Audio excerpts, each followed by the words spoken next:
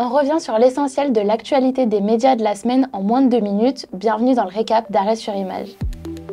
Rafah, loi sur la fin de vie, crèche, tant de sujets qui ont peu intéressé les médias face au drapeau palestinien brandi à l'Assemblée par le député LFI Sébastien Delogu. Arrêt sur Image fait le point sur ce 2 poids 2 mesures et l'invisibilisation de sujets d'actualité pourtant brûlants. Dans son dernier numéro, Le Figaro Magazine a accusé l'audiovisuel public de surexposer la gauche et de marginaliser la droite. Alors sur quel fondement le média se base-t-il?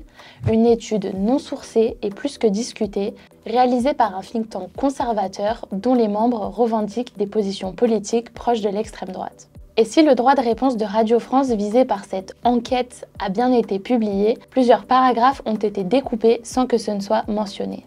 Et puis cette accusation n'est pas la seule source de remous chez Radio France. En plus du possible licenciement de Guillaume Meurice et du projet de fusion de l'audiovisuel public, un collectif de documentaristes, dont plus de 2/3 travaillent pour Radio France, alerte sur les bouleversements sociaux et l'appauvrissement des contenus.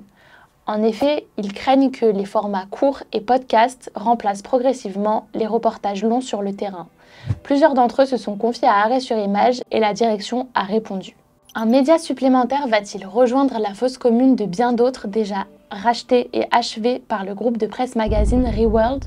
Il semblerait que ce soit le cas du site de jeux vidéo Gamecult, racheté par le groupe en 2022. Suppression des tests et des vidéos, départ quasi unanime de l'ancienne rédaction et petites économies, plusieurs journalistes témoignent. Comment s'unir, se désirer et rompre dans un territoire en pleine guerre comme la Palestine? Pourquoi l'histoire de Jérusalem manque-t-elle autant de femmes alors que l'amour n'a pas attendu Netanyahou? Ces questions sont au cœur du travail de Salomé Parent-Rachdi et Vincent Lemire qui ont décidé d'y répondre en bande dessinée. Daniel Schneiderman les a rencontrés. C'est tout pour cette semaine, à la prochaine fois pour un nouveau récap.